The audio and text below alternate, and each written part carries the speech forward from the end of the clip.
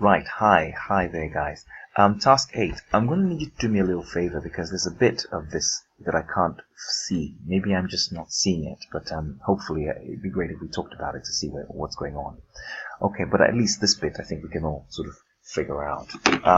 Let's just walk through this quickly because I want to upload these this morning so you can have a look later on. Right, so I can write on. Brilliant! I can write on this. So, what are they saying? Here, they're pretty much asking you to multiply out what you can see. So, anticipated sales revenue. Well, they're telling you can sell 20,000 units. If you can sell 20,000 units, and you're saying you can sell them at £18, you can multiply that out. They're telling you that the operating profit is 25% of this. 25% of this 20,000 units.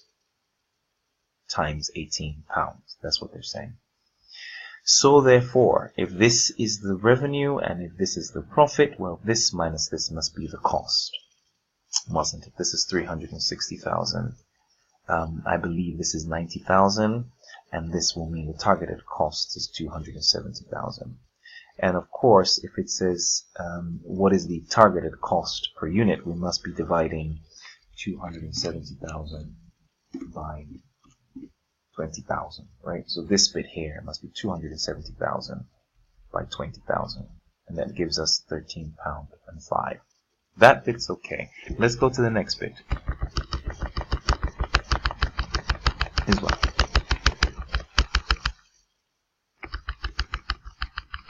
So the next bit says, okay guys, we think we can sell some more, drop it by £1, no problem.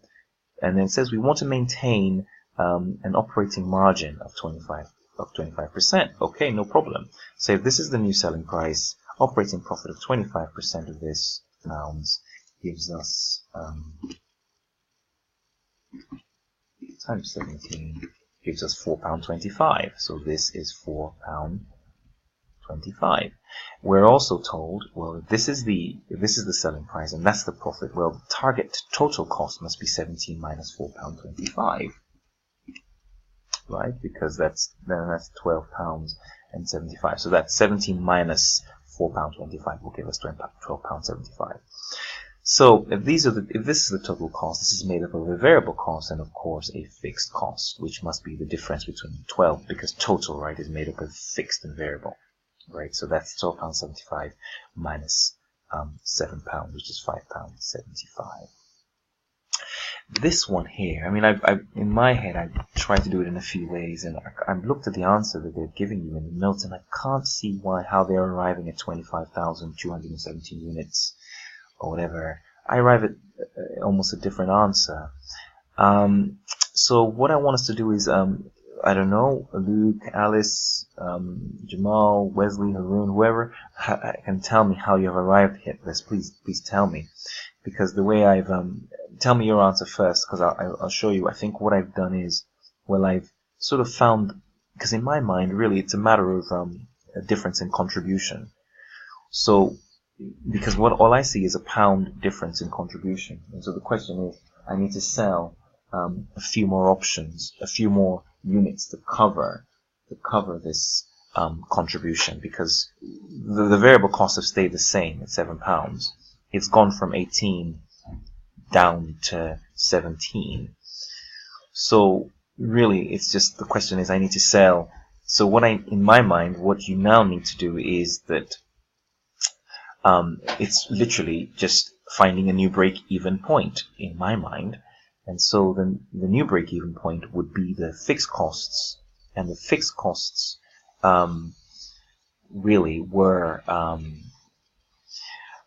the fixed costs would be, or the total costs actually. So the total costs given here, the total costs that we have, and depending on which total cost that we're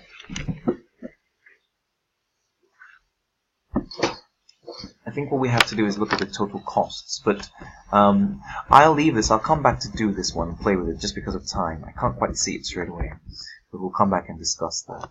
when I spend some time looking at that. And this here really is asking you to talk about life cycle costing. And if you think, go back up to life cycle costing, if you review it, life cycle costing is saying take all the costs for the whole process over the life of the asset of the project.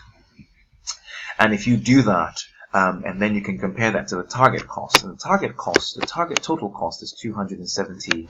The target cost is 270,000. And so, 270,000, just find something here, run by 5.75, yeah, 275,000, whoops, sorry, divided by, sorry, my daughter's screaming, don't worry about that. Yes, sir, one second, sit down,